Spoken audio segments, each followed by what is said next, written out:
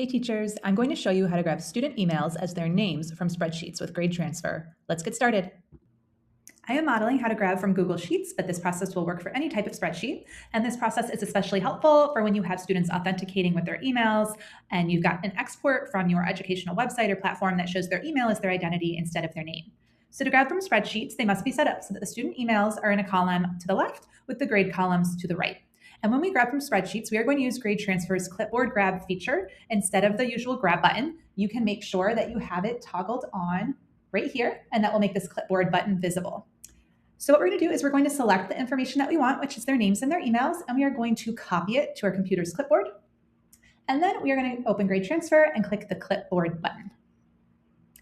And as you can see in the summary, we've grabbed their emails and their scores, but with the emails, some information was filtered out. It's filtered out the symbols and the numbers. So the emails we're holding on to look a little bit different, and that is okay.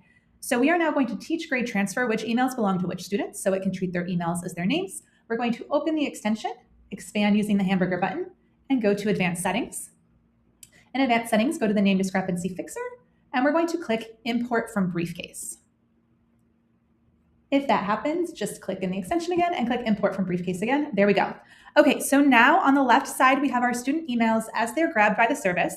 And on the right side, we're going to be updating this column to have the names exactly as they appear in my filling gradebook. And so whichever filling gradebook you use, take a look. How are their names formatted? That's how we're going to type them in on this right column. But we are going to leave out any commas because they are intentionally filtered out by the service.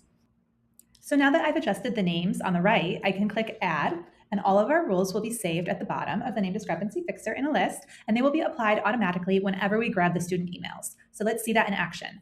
I will now go to my Google Sheets. We're going to select and copy to our clipboard our students' emails and their scores, and then click that clipboard button again in the extension.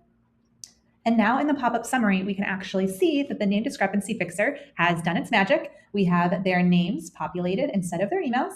So let's go ahead and fill into our gradebook. And there we go. They were all matched up and the scores were filled automatically. If this video helped you, share it with a fellow teacher so they can save time and avoid typos too. That's all for now. Happy transferring.